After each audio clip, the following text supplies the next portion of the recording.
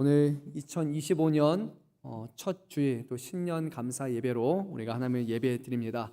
오늘 이 자리에 나오신 여러분 잘 오셨습니다. 하나님께서 오늘 이 자리를 통해서 얼마나 위대하신 분인지 또 우리 안에 살아 역사하시는 하나님으로 저와 여러분 한 사람 한 사람을 만나 주시고 또 올 한 해 동안에도 하나님이 붙으시고 하나님의 복주심을 경험하는 그런 한 해가 될 수 있기를 간절히 소망합니다. 우리 서로 반갑게 인사할 텐데요. 올해의 표가 뭐냐면 바로 표대를 향하여입니다. 그래서 함께 이렇게 인사할 때는 표대를 향해서 달려갑시다 라고 우리 힘차게 한번 서로를 향해서 이렇게 반갑게 인사하도록 하겠습니다.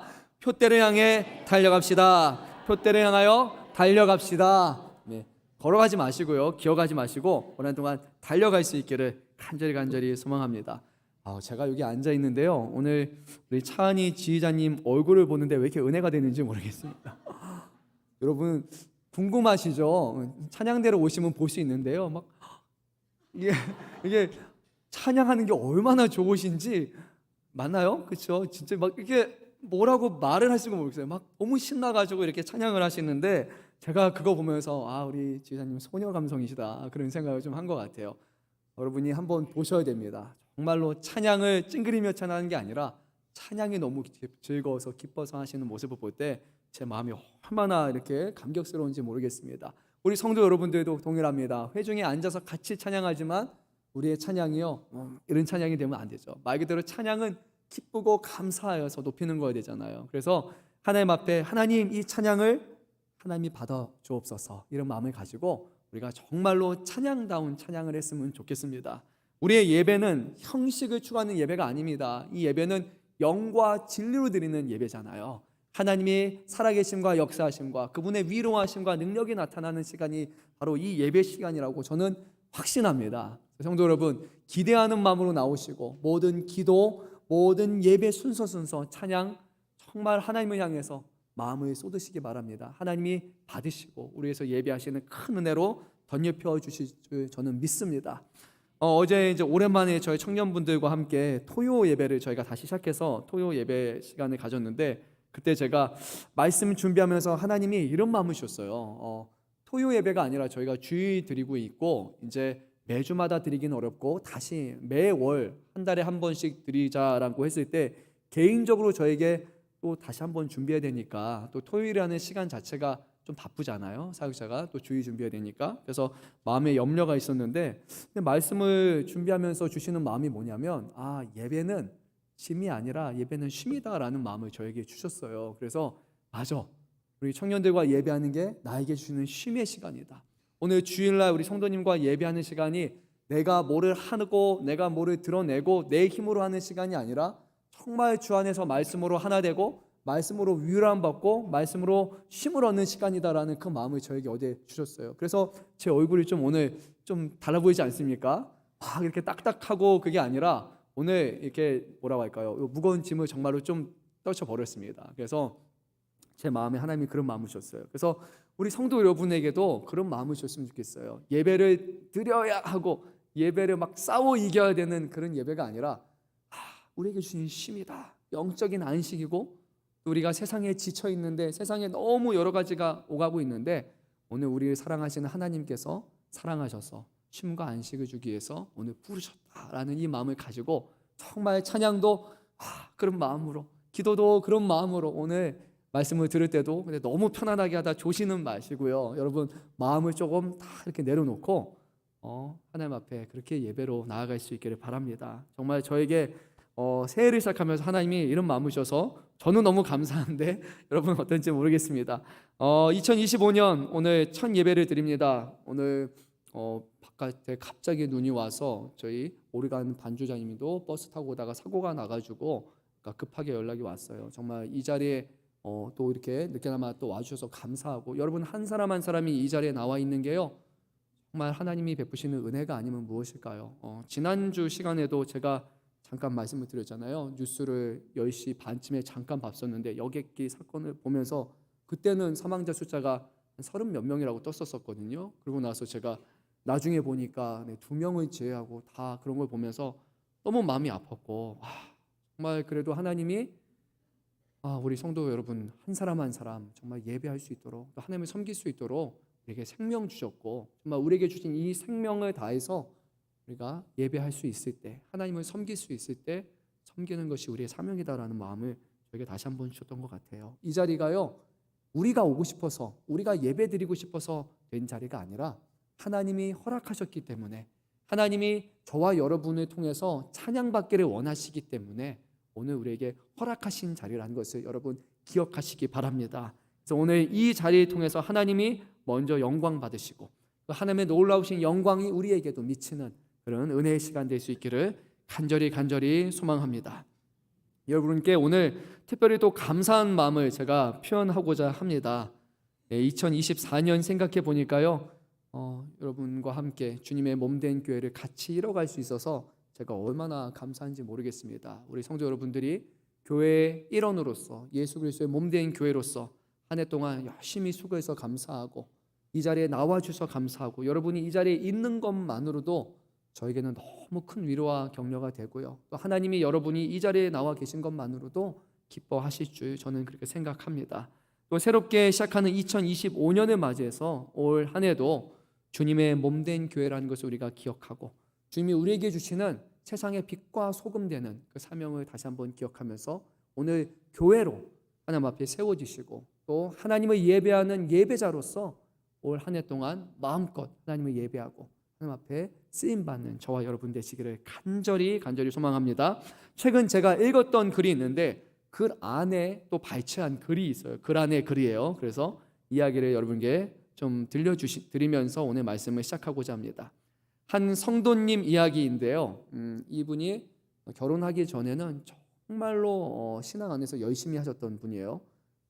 예배, 모든 공예배 다 열심히 했던 분이고 하나님의 말씀을 너무나 사모해서 또 말씀을 배우기에 힘썼던 분이었고 그리고 교회 안에 다양한 기도와 중보 사역에 동참하셨던 분이었고 매일매일 하나님 앞에 큐티로 시작하는 그런 분이었어요. 그리고 뿐만이 아니라 봉사, 섬김, 사역이 있다면 늘 팔 걷어붙이고 나가서 도와주시는 분이었어요. 교회 바깥에서도 다른 기독교 단체에서 스텝으로 계속해서 섬길 만큼 정말로 신앙적인 열심이 아주 뛰어났던 분입니다. 그리고 이렇게 교회 안에 교회 밖의 삶의 모든 부분이 다 이제 이런 신앙적인 것과 관련돼 있게 그럴 때 이제 그분이 이런 마음이 갖게 되죠. 내가 지금 믿음이 좋은 상태에 있구나라는 걸. 실제로 그렇지 않습니까? 하나님을 늘 가까이 하니까요. 그리고 믿음이 좋고 내가 점점 거룩해져 가는 것 같고 내가 정말로 성령 충만하다라는 이런 마음을 그분이 가졌다고 합니다. 근데 이제 결혼 이후에 삶이 많이 바뀌게 됐어요. 가정 일에 많은 시간을 쏟아야 됐고 그리고 밖에서 하는 활동, 교회에서 하는 어떤 활동보다는 이제 집안에 돌봐되는 일이 훨씬 더 많아지다 보니까 어느 순간 갑자기 큐티를 하지 않게 되고 어느 순간 보니까 하나님 앞에 기도하지 않게 되는 거예요. 그래서 하나님과 점점 멀어지는 그런 영적인 무기력 상태에 이제 놓이게 되었다고 합니다. 근데 더 큰 문제는 뭐냐면 내가 예전에는 열심히 했잖아요. 예전에 붙들렸던 사람이었고 거룩한 사람이었고 성령 충만이었던 사람이었는데 그것을 생각하니까 내가 왜 지금 이런 상황에 놓였지? 라고 이거를 비교하다 보니까 자신에 대해서 실망하게 되고 절망감과 심지어는 우울감까지 가졌다고 얘기를 하시는 거예요. 그러다가 우연히 어느 날 하루에 이렇게 집을 청소하다 보니까 저 한 구석에 이제 책이 하나 딱 널브러져 있는 거예요. 그게 이제 그럴 때 있잖아요. 갑자기 눈에 들어올 때가 있어요. 그리고 책을 딱 꺼내서 우연찮게 딱 그것을 펼쳤는데 이게 우연인지 아니면 하나님이 예비하신 필연인지 갑자기 이런 글구가 있었다고 합니다. 잘 들어주세요. 뭘 새삼스럽게 자신에게 실망하십니까? 원래 당신이 그렇게 형편없는 사람입니다. 원래 우리는 죄인입니다. 우리에게는 소망이 없습니다. 딱 글구가 이랬다고 합니다. 자신이 자신에 대해서 거룩하고 대단한 사람이라고 생각했는데 이 글구가 원래 당신은 그런 사람이에요. 원래 죄인이에요. 우리에게는 소망이 없습니다. 글구를 봤어요. 근데 글구를 본 후에 이분이 기분 나빠한 것이 아니라 그 자리에서 깨닫는 은혜가 있었어요. 맞아. 내가 죄인인데 내가 죄인이 아닌 것처럼 생각하고 내가 거룩한 사람이고 대단한 것처럼 내가 교만했구나. 내가 대단한 사람이라고 생각했기 때문에 내 자신에 대해서 실망을 했는데 실제로는 나는 예수님의 도우심이 필요한 죄인이고, 그래서 나 죄 때문에 예수님이 죽으셨구나라는 것이 다시 한번 그가 깨닫게 돼요. 그러고 나서 이분이 그날 자유함을 얻었다고 말씀합니다. 예전에는 내가 거룩하다, 믿음이 좋다라고 막 생각을 했었는데, 그러니까 문제가 생겼고 견딜 수 없을 만큼 삶이 무너지게 되었고, 내 자신이 그런 마음을 가질 때 병이 든다라는 것을 경험적으로 깨닫게 된 거예요. 실제로 그런 것 같습니다.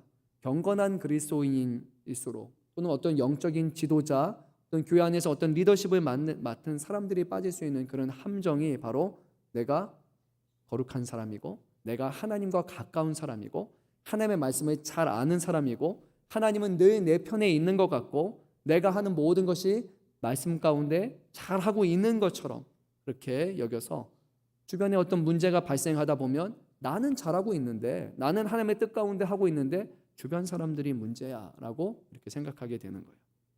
근데 내가 연약한 죄인임을 알면 문제가 생겨도 거기서 겸손해질 수 있거든요. 내가 그런 사람인데, 내가 완벽하지 않은 사람인데, 나의 부족함을 인정하게 되고 어린아이처럼 예수님을 바라보고 의지하게 되는데, 내가 잘하는 사람이라고 생각하는 순간 교만에 빠져서 결국 이런 일이 발생한다는 거예요. 근데 이 내용을 제가 딱 보면서 저에게 너무 공감이 되었어요. 아, 맞아. 내가 특별한 사람인 것처럼, 내가 아주 대단한 사람이어서 하나님의 나를 부르신 것처럼 어느 순간에 제 자신이 그렇게 교만하고 있구나라는 생각이 들었습니다. 사랑하는 성도 여러분, 한번 묻습니다. 이 자리에요, 완벽한 사람이 있을까요? 우리 가운데 하나님 보시기에 너는 온전한 사람이다. 죄송합니다. 너무 제가 강하게 반응했어요. 온전한 사람이다. 네, 이 정도로 온전한 거예요. 네, 원래 웃음 포인트는 아닌데, 네, 온전한 사람이다. 여러분 그렇게 생각하십니까? 온전한 사람이 과연 있을까요? 아무도 없습니다. 다만 온전함을 위해서 부르심 받은 사람들만 있을 뿐이에요. 그래서 우리는 개개인이 온전한 것이 아니라 서로 한 사람 한 사람을 보면 다 연약함과 서로의 잘못된 것과 부족함만 보일 거예요. 내 기준으로, 우리 주변 사람들의 눈으로 객관적으로 제 자신을 평가하면 제가 보기에 훨씬 박한 평가가 보일 거예요. 우리는 다 보이거든요.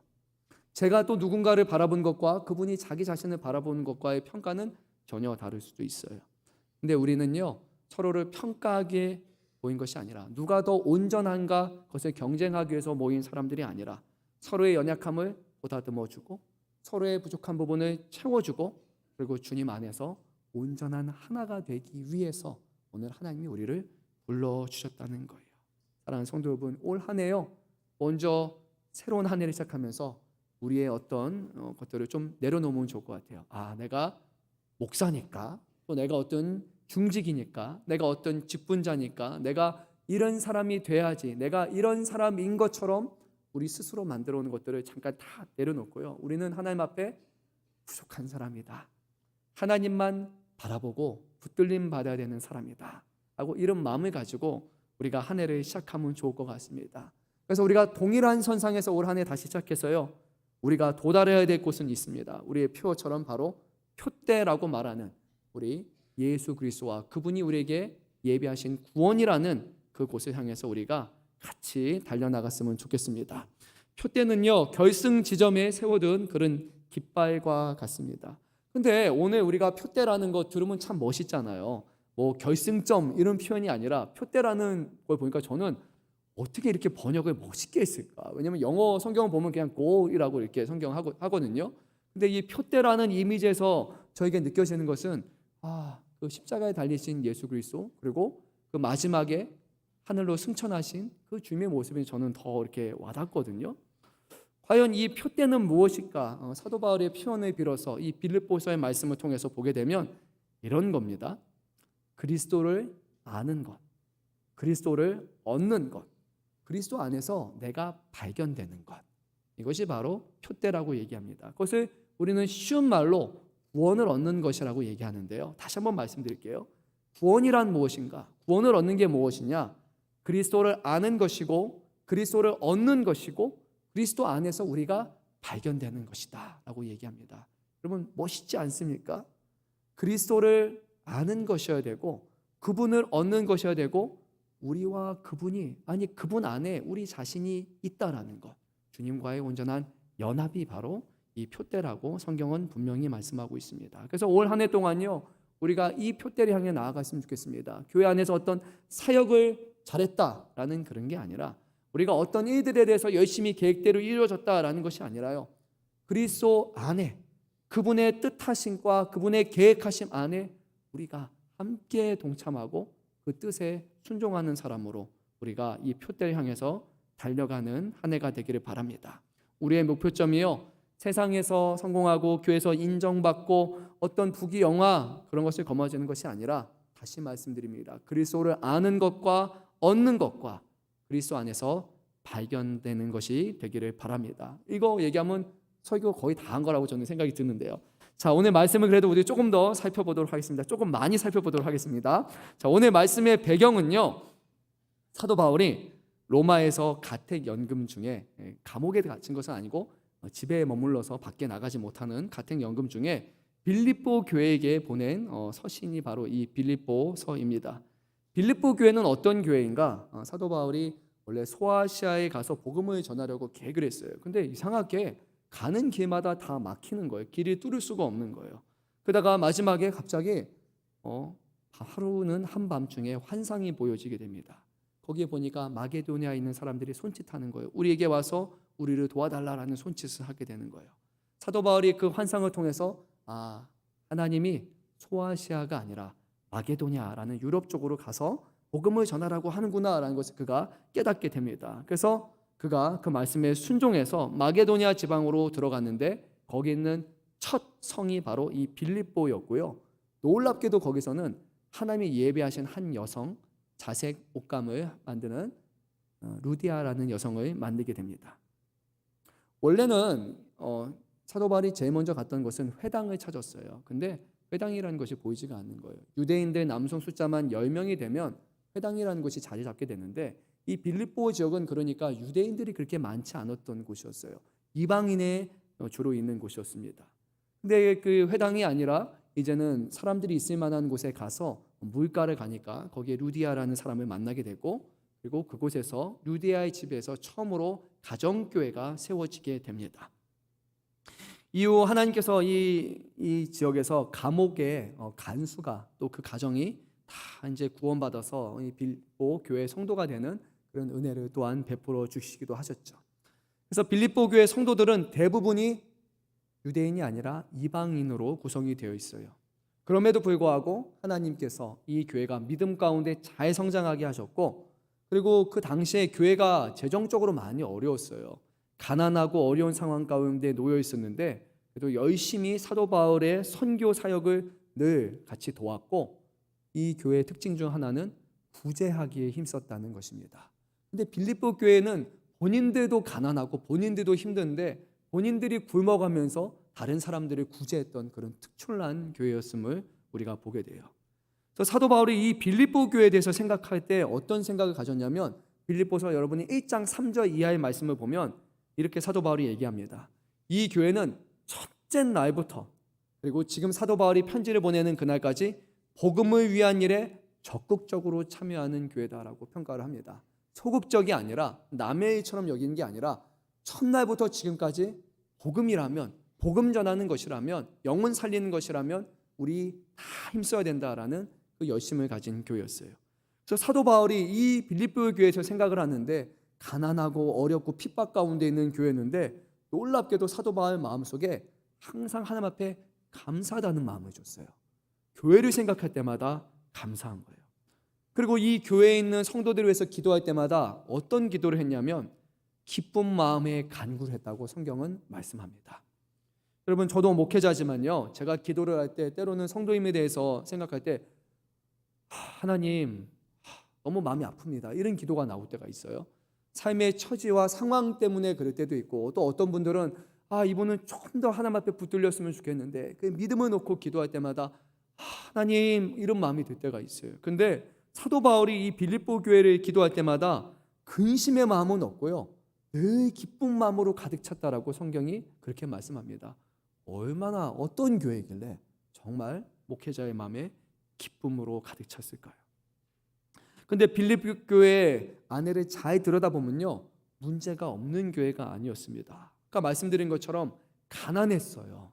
가난한 이유가 뭐냐면요, 그 당시에 예수를 믿는 사람들에게 오는 신앙적인 박해가 있는데, 주로 상업하는 사람들은 자기네들끼리 길드라고 해서 연합을 하나를 만듭니다. 상회라고 부르면 될 것 같아요. 근데 이 사람들은 각각의 상회마다 믿고 따르는 신이 있어요. 우상신이 있어요. 그 신을 중심으로 해서 이런 상회가 만들어지게 되는데, 예수 믿는 사람들은 그 신이 아니라 누구를 섬깁니까? 예수님이잖아요.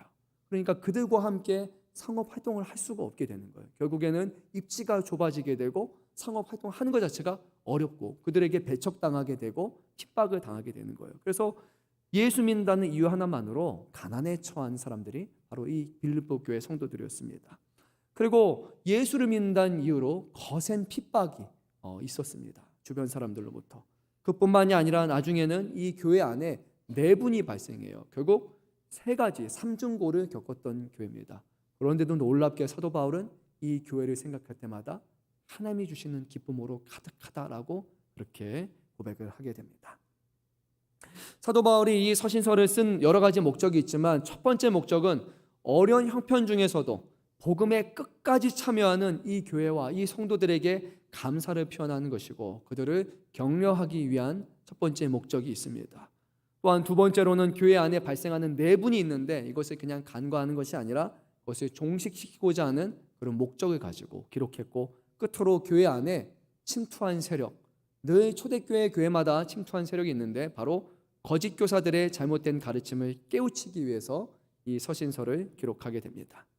특별히 거짓 교사의 가르침이라고 할 때 이 빌립보 교회가 갖고 있는 아주 큰 특징이 하나가 있었습니다. 거짓 교사의 가르침이요, 두 가지 방향으로 서로 양극단을 띄게 됩니다. 첫째는 뭐냐면요, 예수 믿어서 구원받는 게 아니라 예수를 믿었어도 율법을 다 지켜 행해야 구원을 받는다라는 율법주의를 주장하는 사람들이 있었습니다. 그래서 율법을 지켜야지만 당신들이 구원받는 거예요 라고 해서 율법 지키는 것을 계속해서 강요했던 사람들이 있어요. 두 번째는 어떤 세력이냐면 이와 반대되는 세력이에요. 구원받았으면 율법은 폐하여진 거니까 율법 하나도 안 지켜도 괜찮습니다 하고 양극단에 있는 사람이에요. 이 사람들을 반도덕주의자 또는 완전주의자, 우리는 이미 완전해졌어요 라고 얘기하는 거예요. 오늘날로 생각하면요, 우리가 한동안 문제가 됐던 세월호하고 관련돼서 문제가 됐던 구원파 신앙과 비슷하다고 생각합니다. 예수를 믿는 순간 어떤 일이 발생한다고 얘기하죠? 과거와 현재와 미래의 모든 죄가 다 용서함을 받아서 우리는 죄를 지을 수 없다라고 얘기를 해요. 뭐를 해도 나는 다 괜찮은 거예요. 그것에서 다 허용이 되고 그거 놓고 또 기도하고 회개할 필요가 없는 거예요. 다 끝났으니까 온전해졌다고 얘기하는 겁니다. 이 두 가지 문제에 대해서 사도 바울은 대항해서 한편에는 자신의 지난날에 대해서 얘기를 합니다. 철저한 율법자였고 그 자신의 경험 그리고 그 율법대로 살았을 때 발생했던 문제가 주님의 교회를 박해하는 일이 되었던 것처럼 그 과오를 언급하면서 율법주의자의 가르침이 옳지 않다라고 얘기를 합니다. 또 한편은 자기가 얼마나 사도로서 열심히 하나님의 일을 감당했습니까? 정말 자신의 생명을 하나님 앞에 내놓고 자신의 부단한 열심과 노력에도 불구하고 아직 나는 온전해지지 못했어요. 아직 나는 그렇게 거룩한 사람, 완성된 사람이 아닙니다 라고 얘기하면서 그 누구도 하나님 앞에 내가 온전하다, 나는 다 되었다라고 말할 수 있는 사람은 아무도 없다라고 다시 교회를 향해서 얘기하게 됩니다. 그래서 오늘 말씀의 상황을 우리의 현 상황에 놓고 한번 생각해 본다면요, 이렇게 될 것 같아요. 예수 믿고 구원받았다는 확신이 너무 확고한 나머지 예수님을 닮아가려는 노력도 하지 않고 예수님이 어떤 분인지, 그분이 나에게 무엇을 하셨는지, 그분이 어떤 말씀을 하셨는지, 그분을 쫓아가는 것이 무엇인지, 그분의 제자됨이 무엇인지 그런 것과 상관없이 나는 믿었으니까 필요 없어요 라고 말하는 그런 신앙에 대한 말하는 거예요. 물론 우리가 우리의 구원이 때로는 흔들리기 때문에, 의심하기 때문에 이런 얘기합니다. 오늘 죽으면 천국에 갈 수 있어.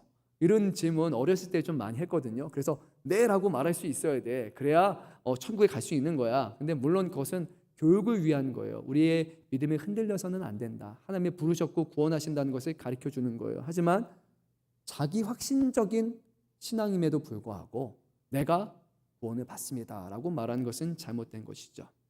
예수님으로 말미암아 구원을 받는 것인데, 예수를 믿는 믿음이 우리를 구원하게 하는 믿음인데, 예수님을 누군지도 관심이 없고 예수님을 쫓아가려고 하지도 않고 예수님과 결이 다른 삶을 살아가면서 내가 예수님과 믿고 예수님과 하나 되었다고 고백하는 사람들은 거짓을 말하는 것이죠. 그래서 오늘 이 신앙의 우리의 믿음의 근거가 예수님이 아닌데도 불구하고 구원받았다고 말하는 자기 확신적인 그런 구원 주장하는 사람이 있다면, 오늘 이 말씀은 그런 사람들을 향한 경고의 말씀이죠. 또한 예수님을 믿는 그 믿음을 붙들어야 되는데, 그 믿음으로 우리는 구원을 받는 것인데, 그런 믿음과 상관없이 그냥 교회에서 교회 생활을 잘하시는 분이 있을 수도 있어요. 그냥 예배 자리에 나오는 게 좋아요. 근데 뭐 말씀하고 뭐하고 하는 거에서 그냥 나는 듣는 걸 좋아하는 사람이 있어요. 제가 놀랐어요. 설교 듣는 걸 좋아하시는 분이 있더라고요. 그냥 듣는 거 좋대요. 설교 말씀을 듣는 게 대단하신 분인 것 같아요. 저도 그렇게 많이 듣는 건 힘들거든요. 근데 그냥 좋아하세요. 근데 거기에 그게 예수님을 향한 믿음으로 들어야 되는데, 그게 아니라 그냥 어떤 교훈적인 것처럼 그냥 말로써 들리는 거예요. 또는 교회 안에서 봉사하고 섬기는 거 좋아하는데, 그 안에는 주님의 몸된 교회를 섬기고 정말 주님 앞에 기쁨과 감사함으로 하는 것이 아니라 그냥 일을 하는 것으로 교회를 섬기고 봉사하는 사람이 있다면, 이것이 바로 다른 극단에 있는 사람의 모습이 되는 거예요. 율법주의자와 비슷한 모습이 되는 것입니다. 우리 안에 이런 분이 단 한 사람도 없기를 바라지만, 혹여라도 우리의 모습, 우리의 신앙이 양쪽 극단에 한쪽으로 쏠려 있다면 오늘 말씀을 통해서 다시 우리가 바른 믿음과 신앙을 돌아보는 계기로 삼으면 좋을 것 같습니다. 자, 그러면요, 우리의 믿음은 과연 어떤 상태에 놓여 있어야 됩니까? 아니, 저는 여기까지 말씀을 보다가 스스로 이런 생각이 들었어요. 이것도 아닌 것 같고 저것도 아닌 것 같고, 그러면 이 말하면 우리가 혼란스럽지 않을까? 여러분 괜찮으십니까? 눈빛은 약간 혼란스러우신 것 같은데요, 그렇죠? 혼란에 빠져 있다면 여러분 뭐 해야 됩니까? 말씀을 끝까지 잘 들어야 돼요. 그래야지 혼란이 가중되지 않습니다. 자, 어떤 신앙, 어떤 믿음으로 살아가야 되는가? 오늘 우리의 믿음의 원리가 잘 드러나는 구절이 있는데, 바로 12절 말씀 우리 한 목소리로 읽도록 하겠습니다. 내가 이미 얻었다 함도 아니요 온전히 이루었다 함도 아니라 오직 내가 그리스도 예수께 잡힌 바 된 그것을 잡으려고 달려가노라. 아멘. 사도 바울은 자신의 현 상황을 이렇게 표현했어요. 나는 이미 구원을 다 얻은 것이 아니에요. 내가 주님 안에서 온전한 사람이 된 것이 아니에요 라고 얘기를 합니다. 우리는 예수 그리스도를 우리의 주요 구세주로 시인하면 구원에 이른다고 그렇게 알고 있습니다. 이것이 성경이 우리에게 말씀하는 바입니다. 왜냐하면 우리가 예수님을 우리의 구세주라, 우리의 주인이다라고 고백할 수 있는 것은 우리의 생각으로, 우리의 확신으로 되는 것이 아니라, 이런 고백과 변화를 우리 안에서 불러일으키시는 분이 계신데, 바로 주님이 우리에게 약속하여 보내신 성령이라고 성경은 분명히 말씀합니다. 성령의 역사하심과 성령의 도우심이 아니면 우리가 예수님이 나의 구세주입니다, 나의 주인입니다라고 진실되게 고백할 수 없어요. 물론 말로는 할 수 있겠지만 진실된 고백은 성령이 우리 안에 역사하실 때만 가능한 거예요. 그런데 지금 사도 바울은 자기가 구원받지 못했다라는 얘기를 하는 것이 아니고요. 지금 빌립보 교회 성도들 중에 보니까 아까 말씀드린 것처럼 자기 구원을 너무나 확신한 나머지 이제 구원을 받았으니까 나는 율법은 지키지 않아도 된다, 하나님의 말씀 읽을 필요 없다, 말씀으로 살려고 하지 않아도 된다, 그렇게 말하는 사람들이 있었기 때문에 그래서 이렇게 말을 하는 겁니다. 사도 바울은 자신의 구원을 부정하는 것은 아니지만, 진정한 구원은 지금 결정된 것이 아니라 진정한 구원은 마지막 때 재판장으로 오신 예수님이 오셔서 그분이 판단하실 때, 그때 최종적으로 이루어질 것이기 때문에 그때까지 우리는 구원은 따놓은 당상입니다 라는 그런 잘못된 생각에 사로잡혀서는 안 된다고 오늘 말씀하는 겁니다. 사랑하는 성도 여러분, 예전에도 이런 얘기했던 것 같아요. 마지막까지 가봐야 아는 거예요. 물론 우리는 예수를 믿는 믿음을 갖고 있고, 주님을 믿는 자에게는 주님이 영생에 이르게 하실 것이라는 확신을 가지고 최대한 주님을 기쁘시게 하고 주 앞에 붙들림을 살려고 노력은 하지만요, 근데 정말로요, 누가 천국에 가는지 누가 가지 않는지는 마지막에 가봐야 되는 것이에요. 그때까지는 우리는 사도 바울의 고백과 같이 두렵고 떨리는 마음으로 구원을 이루는 그런 구원을 바라보며 살아야 되죠. 어쩌면요, 여러분들이 천국에 갔는데 그런 일이 없었으면 좋겠지만 제가 없을 수도 있어요. 말하면서도 마음이 힘드네요. 그런 일은 없어야겠죠, 그렇죠? 그리고 여러분 한번 옆에 보세요. 지금 싹 보십시오. 저분이 없을 수도 있어요. 여러분 옆에 있는 분이 당연히 있을 거라고 생각했는데 당연히 저분은 교회 안에서도 모범이 되고 하는 행동과 그분의 삶을 보면 정말로 예수 믿는 분인 것 같은데 없을 수도 있어요. 목회자, 유명한 목회자, 대단한 목회자 없을 수 있고 장로님들 없을 수도 있고 안수지사님, 권사님, 지사님들 없을 수도 있어요. 근데 놀랍게도 교회 온 지 한 주밖에 안 되는 초신자가 거기에 다 연료관을 쓰고 있을 수도 있어요. 우리는 알지 못해요. 모든 것을 판단하신 분은 우리가 아니라, 우리 확신이 아니라 주님만이 판단하시기 때문이에요. 그래서 우리는 구원을 받았다고 얘기하지만 그 구원이 마지막에 이루어질 때까지는 아직 나는 완전히 구원을 받은 사람이 아닙니다라는 겸손한 마음을 가지고 우리는 살아가는 거예요. 이것은 다음의 구절에서 좀 더 명확하게 말씀합니다. 온전히 이루었다 함도 아니라라고 말씀을 합니다. 온전함이란 과연 무엇일까? 사도 바울의 빌립보서의 말씀을 정리해 보면 8절 9절의 말씀에 이렇게 말합니다. 그리스도를 얻는 것이 온전한 것이다. 그리스도 안에서 발견되는 것이 온전한 것이다. 그래서 앞서 말씀을 시작하면서 전했던 것처럼요, 그리스도 안에 있다라는 것은 그분과 우리가 어떻게 됐다는 거예요? 하나 됐다는 거예요. 그렇죠? 그분 안에서 우리가 발견돼야 되는 연합을 뜻하는 것입니다. 하나님이 하시는, 하나님이 예수님을 통해서 하시는 그 일에 내가 그 안에 있어야 될 것이고, 내가 주님의 이름을 불어가며 하는 모든 섬김과 사역 가운데 신앙생활 안에 주님이 함께 하셔야 되는 연합함 속에서 이루어지는 것이야말로 진정히 구원받은 사람들이 해야 하는 것이에요. 그래서 10절 말씀을 보면 이런 연합은 예수 그리스도께서 이 땅에서 고난을 당하시고 이어서 부활하신 것처럼 사도 바울도 나도 주님과 연합을 하기 원하는데 그 연합은 주님의 고난에도 동참하는 연합이 있었으면 좋겠고, 주님이 죽으시고 다시 살아나심과 같이 나도 예수님의 부활에 참여하는 그런 연합을 꿈꾸고 그것에 위해서 헌신한다라고 얘기를 합니다.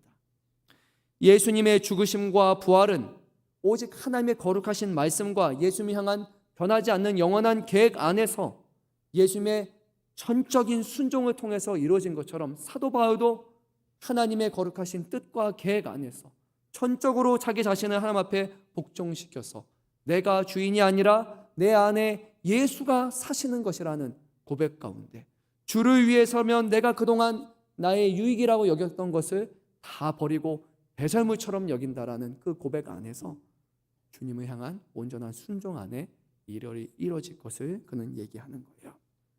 근데 우리가 조심해야 될 것이 있어요.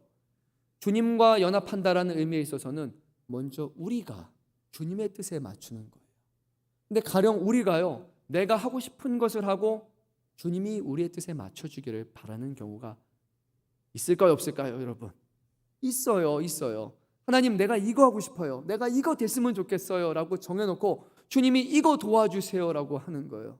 예를 들어보죠. 우리가 직업, 진로에 대해서, 일에 대해서 얘기하면서 제일 먼저 우리가 기도해야 되는 방향은 이거예요. 하나님, 이 일, 이 하는 모든 것을 통해서 하나님의 영광이 드러내야 되고 이 안에 주님의 뜻과 동행해야 됩니다. 주님의 뜻이 나타나는 직업과 일을 할 수 있게 원합니다. 단순히 세상이 말하는 것처럼 돈을 많이 주고 그리고 편안하고 복지가 잘 되어 있는 그런 일을 구하는 것이 아니라 주님, 이곳에서 이 일을 할 때 내가 예수 믿는 사람으로 하나님의 기뻐하시는 뜻을 쫓아 그것을 드러낼 수 있도록 나를 사용해 주십시오라고 우리는 기도해야겠죠. 근데 그게 아니라 단순히 우리가 좋은 직장, 편안한 직장, 좋은 것을 주는 직장, 그리고 주님 그 일에 도와주십시오, 그 일에 도와주십시오라고 순서가 뒤바뀐 것은요, 주님 안에 우리가 거하는 것이 아니라 주님, 내가 주인이니까 주님은 뒤에서 나를 도와주는 조력자, 서포터가 되십시오라는 그런 마음가짐과 같을 겁니다. 바울은 그리스도 안에서 그분의 말씀과 그분의 뜻에 맞추어서 살아가기를 원하고요, 그 가운데 그동안 자기가 주인이 되었던 지난 날들에 대해서 깊은 회개를 합니다. 그리고 그리스도 안에서 자신이 살고 죽는 삶의 변화, 오늘 우리가 말하는 성화라고 말하는 것이 우리 안에 이루어질 수 있도록 벗어놓고 오늘 말씀하는 거예요. 사랑하는 성도 여러분, 예수 그리스도께서 이 땅에서 이제 승천하실 때 제자들에게 약속하신 것이 하나가 있었습니다. 너희를 고아처럼 내버려 두지 아니하고 너희를 위해서 너희와 함께하는 또 다른 보혜사 성령을 보내주겠다고 약속하셨습니다. 그리고 성령이 언제 이 땅에 임재하십니까?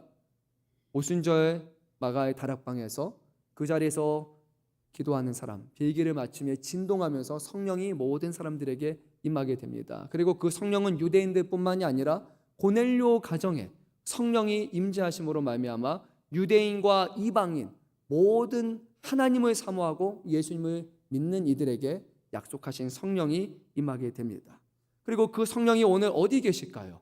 예수를 주라 고백하는 저와 여러분 안에 그 성령은 살아 계십니다. 여러분 믿으십니까?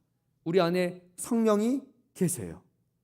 성령이 계신다면 그 성령은 어떻게 계실까요? 주무실까요? 여러분 쉬고 계실까요? 아니면 성령이 역동적으로 일하기를 원하실까요?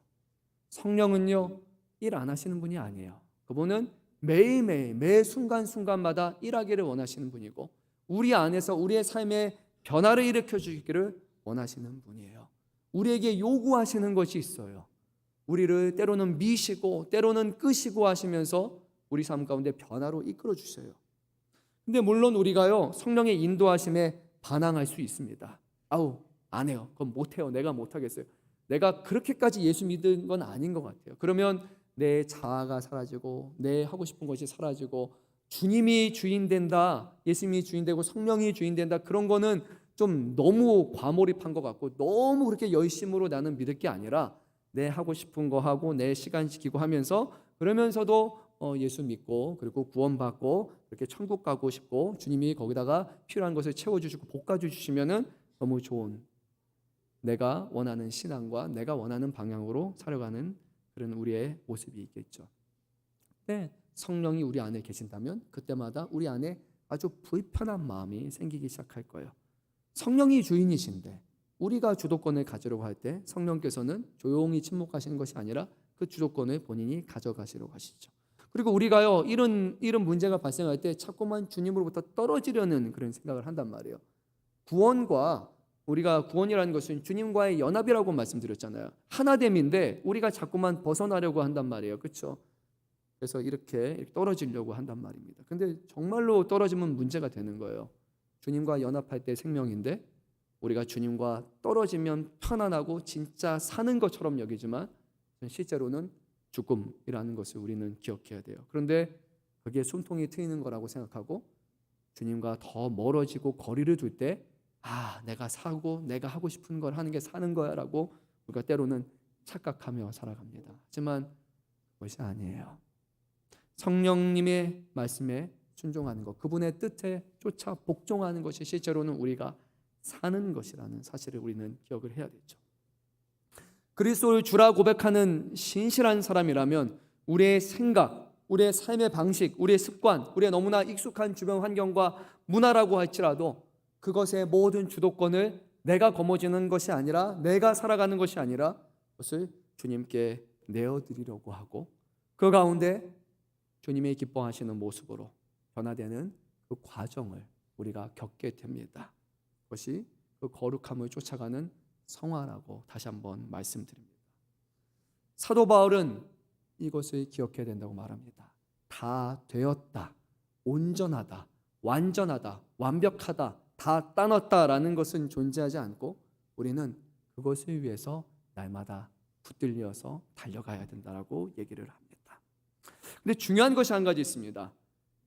이 구원과 주님의 연합과 또 주님 앞에 기뻐하시는 일을 할 수 있는 그런 가능한 이유가 한 가지 있는데요. 오늘 주시는 말씀에 이렇게 기록됩니다.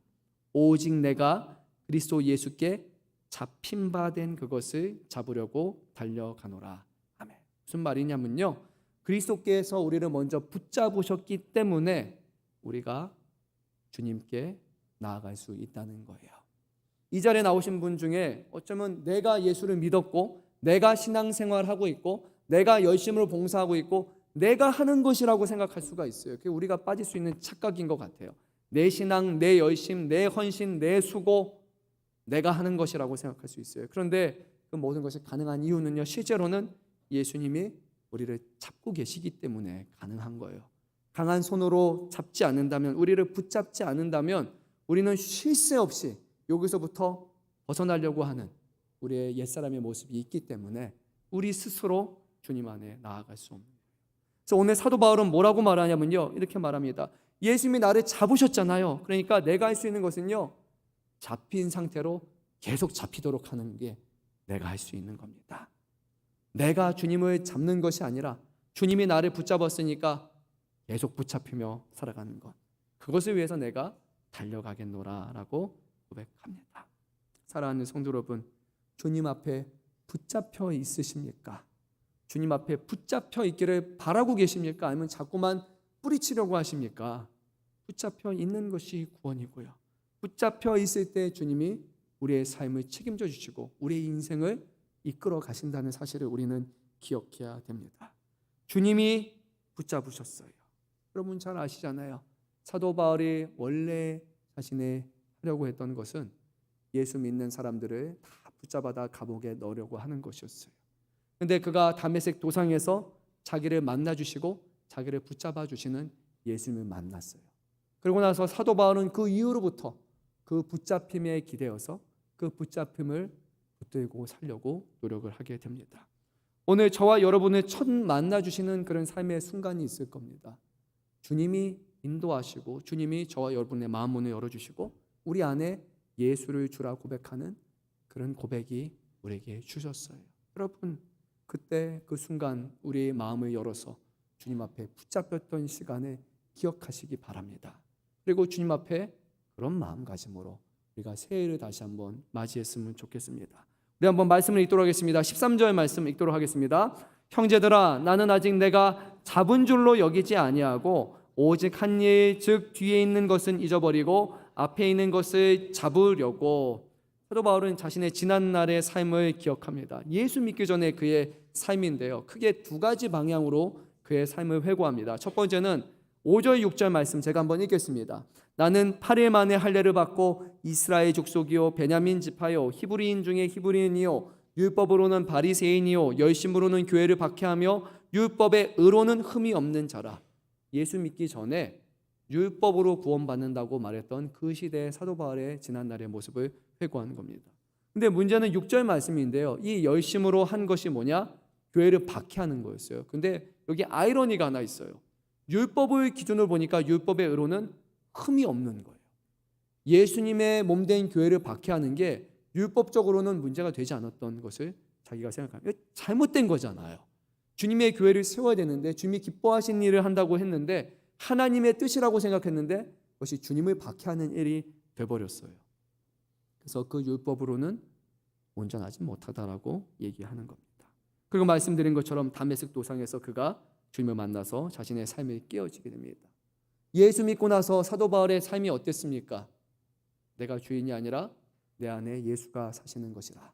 주님을 위해서 자신의 동족에게도 미움받고 이방인에게도 미움받고 난파당해서 죽을 위험도 겪고 굶었고 굶주렸고 목마른 삶, 인정받지 못한 삶, 매를 하도 많이 맞아서 죽었다고 생각했다가 다시 간신히 정신 차려서 다시 또 한 것이 예수 위에서 복음을 전하는 삶, 이것이 사도 바울의 삶이었어요. 근데 사도 바울은요, 이것을 자랑하지 않고 오늘 이렇게 말합니다. 이건 다 지나간 일이다.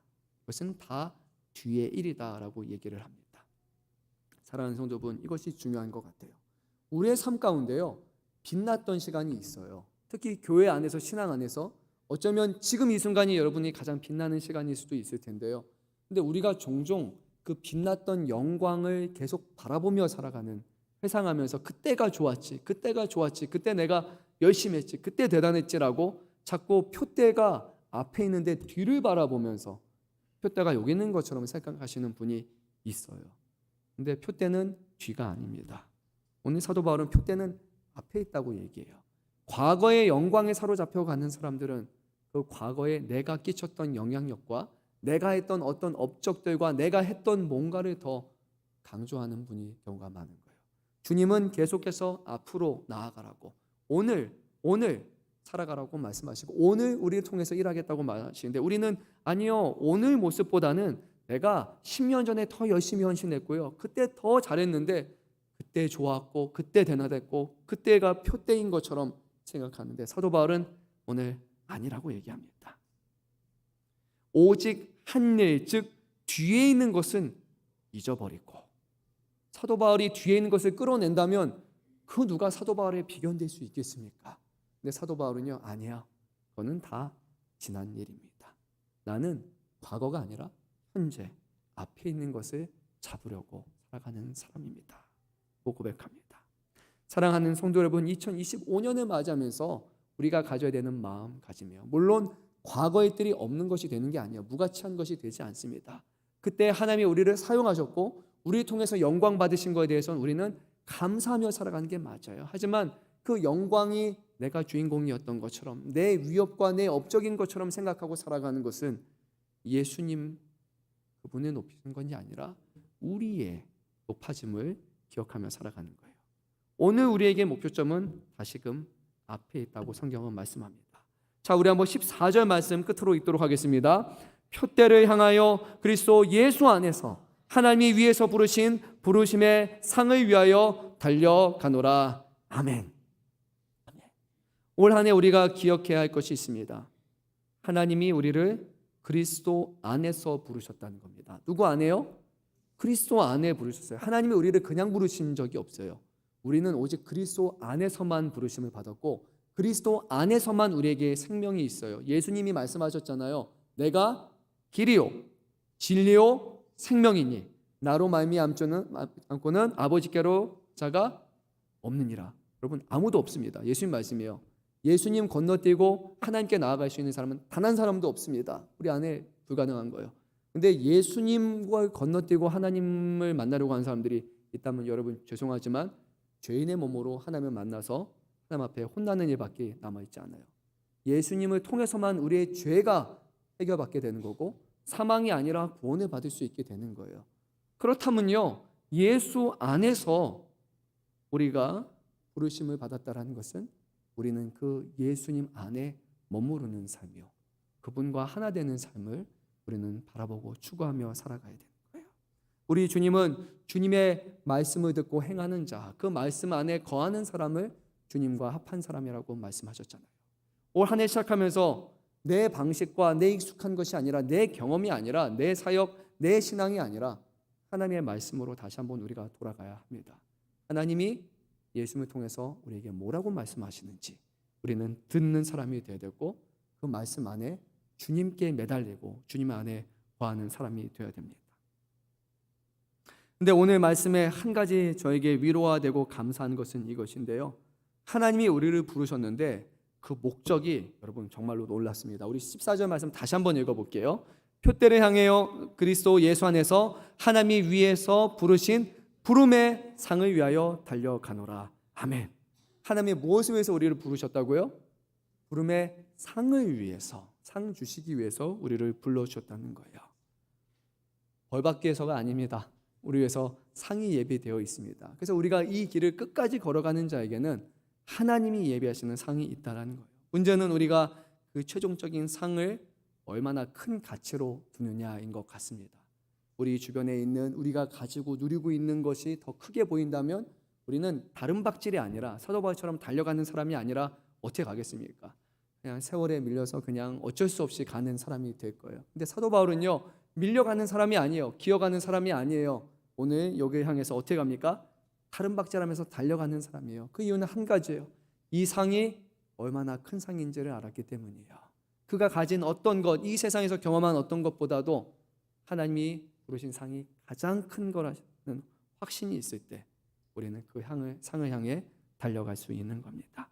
하나님이 예비하시고 하나님이 주신 상이라면 이 세상에 썩어질 것이 아니라 영원한 것, 세상의 그 무엇과도 바꿀 수 없는 상이라고 성경은 분명히 말씀하십니다.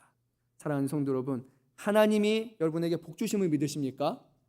아멘이죠, 그렇죠? 그러면 하나님의 상 주심이 복 주심과 비교할 수 없는 최종적인 상은요, 우리에게 주는 이런 것과 비교할 수 없는 엄청난 상이라는 것을 여러분 기대할 수 있잖아요.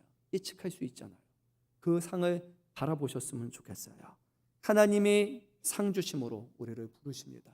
그 부르심에 오늘도 순종하여서 다른 박질하시고요. 한 해 동안 내가 아니라 주님께 붙들리었고 그 붙들림에 붙드는 사람으로서 다시 한번 우리가 쓰임받는 사람이 되기 원합니다.